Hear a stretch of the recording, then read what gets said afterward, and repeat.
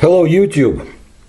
Natalia Varsegova, a knowledgeable Russian journalist from the Komsomolskaya Pravda newspaper team, published an interview in January of 2022 in the January 4th issue of the newspaper.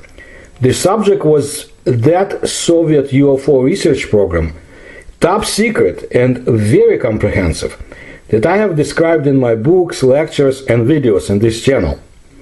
Varsegova began with the following case. The date is May 16, 1981, 1:30 at night on the highway between the cities of Rudna and Vitebsk. The driver of the car, Yuri Kharkov, saw a glowing object. It hovered over the forest to the northeast. It resembled an ellipse in shape. Later, Kharkov will report that the distance to the object was about 2 kilometers. Its maximum diameter was up to 50 meters.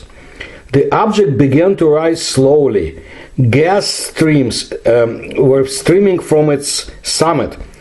After climbing 300 meters, the UFO began to move away to the northeast, but it left behind a hemispherical luminous shell, apparently a gas shell, which faded for quite a long time, for about 20 minutes. The UFO, moving away, turned into a glowing point and disappeared from sight, while 3 rays emanated from it. There was no sound.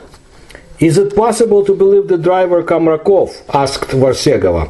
She doesn't know, but in 1981, UFO witnesses risked their reputation by talking about it because they could attract the attention of not only the KGB officials but also psychiatrists. Therefore, Kharkov hardly fantasized. And then Varsegova explained. This and many similar reports about the incomprehensible objects are still stored in the archive of Yuli Platov, the leading researcher of the Pushkov Institute of Terrestrial Magnetism, Ionosphere and Propagation of Radio Waves of the Russian Academy of Sciences, Izmiran, that's the abbreviation. From 1978 to 1990, he was one of the leaders of the Setka program, created officially to study aerospace anomalous phenomena. I describe Yuli Platov's role in this program in my books and articles. Basically, he and some of his other colleagues were the skeptics in the program. I would characterize him as a debunker. In no way do I belittle Platov's scientific merits, but I'm calling spade a spade. I also knew and corresponded with his colleague Vladimir Rubtsov, a Ukrainian writer and researcher who passed away in 2013. And still, even Platov could not deny inexplicable cases. Here is what he told Varsegova after she asked, "Were there any cases that you couldn't explain?" "Sure. Tell me." Okay. Somewhere near Kharkov, in the early 1990s, on a forest lake, I don't remember its name, observers saw a disc-shaped body take off and fly away. And when they came to this lake, they saw around Polinya, a Russian term for an area of open water surrounded by ice. Before their eyes, a round ice disc surfaced from under the water and covered this Polinya. Only grooves on the ice remained, as if drawn with a compass, with a diameter of 20 to 25 meters. 3 even circles, large, smaller, and even smaller. What was that? My good friend Volodya Rubtsov, an enthusiast of extraterrestrial civilizations, a philosopher by education, he went there, examined carefully, and said, "I do not understand what it was. So I don't know what it was either." How many witnesses were there to this incident on the lake? I don't know. Has Rubtsov seen himself? No. And now he cannot be asked. He passed away. Why did Rubtsov believe them? He did see the circles, so he believed the whole story. Well, as you can see, my audience, it is a very interesting case. But there is more. You see, such articles in the newspapers as Varsegova's, they attract comments. Some of the comments are quite interesting too. One of the comments came from the Moscow district, and the commentator wrote this about the start from under the water on the lake, meaning UFO. My wife told me when she was a child, and this is confirmed by her father, and there were other still witnesses that observed it. But this happened on vacation and probably in the summer. I myself believe if there is something, we will see it. So Natalia Varsegova responded to the comment that she would like to get more concrete information. When, where, and so on. But I want to mention more cases that were reported in the comments following this article. One comment was from a Russian-speaking person in Germany, and he stated, in the Soviet Union in the early 1970s, military pilots were forbidden to attack or even approach unidentified flying objects. Look in the archives for this order. It is truly strange, as the task of the military pilot is to shoot down border violators. What if it's an American airplane that is violating the border, and the departmental order forbids you to even approach it? This order was issued after the said consequences of attacking the unidentified objects. Very interesting comment. And in my books and videos on this channel, you can see what happened to airplanes that sadly tried to shoot down UFOs from 1953 on. Here's another comment from someone named Sergei from Russia, from the Lipetsk region. I don't know how UFOs were studied, but during our service in the border troops, we were obliged to report everything that flew in the sky, in the air defense and above. We also reported on what looks like medusa or jellyfish. We had the opportunity to see such a phenomenon.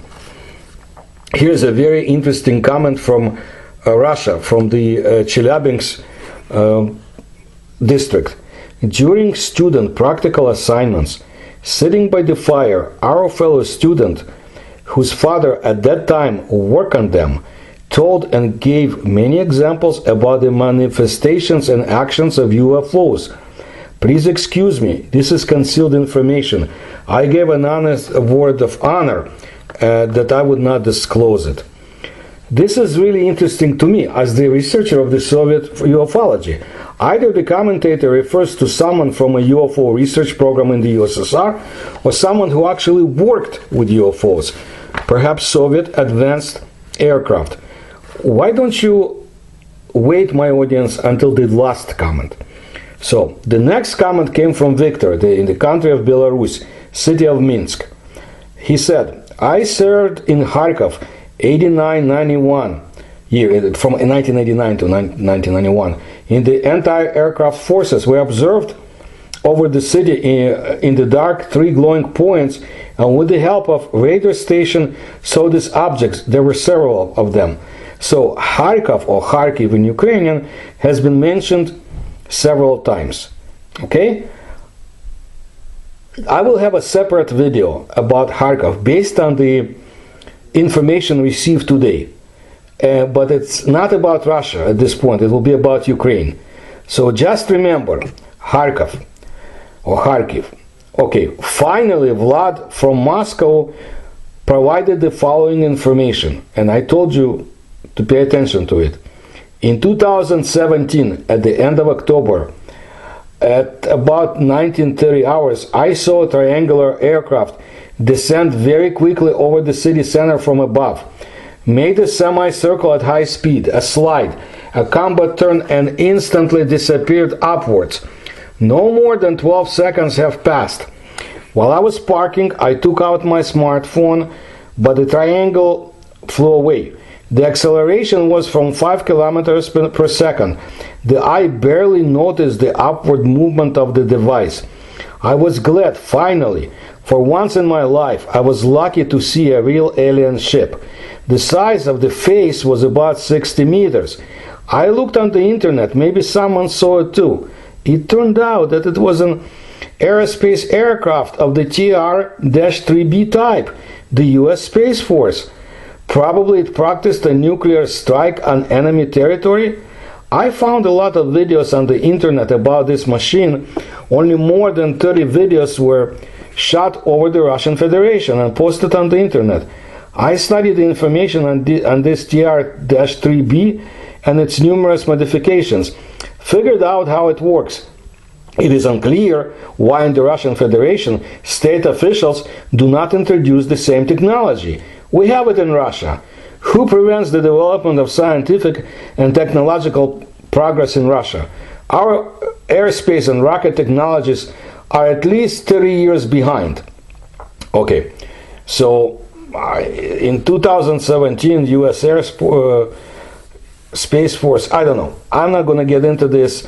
I do know that for many instances, tryouts of modern high-tech military technology is mistaken for UFOs. But in many times it is not. However, it was a very interesting comment.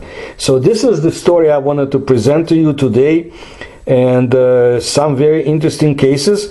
And about Ukraine and Kharkov you will hear in another video, and I'll continue bringing you stories and reports, accounts and hypotheses about UFOs from the former USSR, modern Russia, Ukraine, Central Asia, Kazakhstan, Tajikistan, you name it. Please support my research.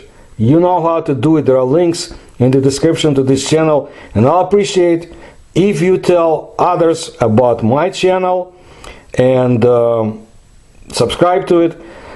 In Russian we say spasibo, in Ukrainian we say дякую, and I hope to present more information to you soon.